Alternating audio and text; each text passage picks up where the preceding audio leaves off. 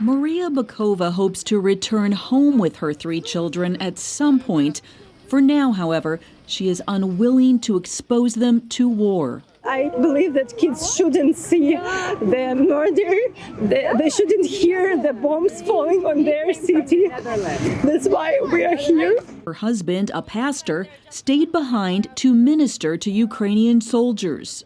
It's very difficult for 3 kids to leave their father, to understand that something can happen, and we don't know whether we see him. As we hope that we see him, but nobody knows. So we just pray that God will stop this war. Bokova and her children have fled to Poland, along with more than 1 million others.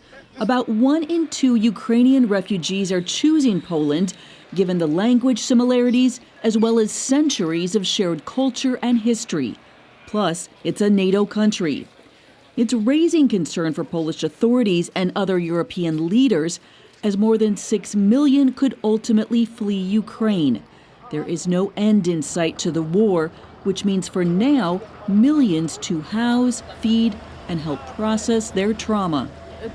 Such little kids maybe don't understand this, but kids about 3-4 years, they understand all the tragedy. I think it's very hard for them. Officials estimate half of those crossing the border are children, and some are traveling alone.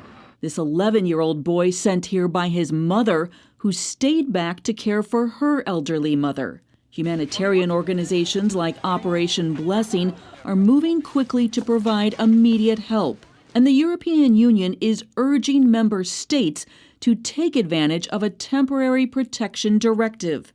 It gives immediate legal status to refugees and provides them access to housing, medical care, and education.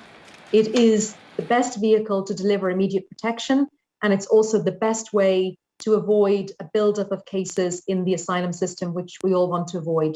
The temporary protection status holds for at least a year, giving these people hopefully time enough to regroup and seek a new life or return to Ukraine. Heather Sells, CBN News.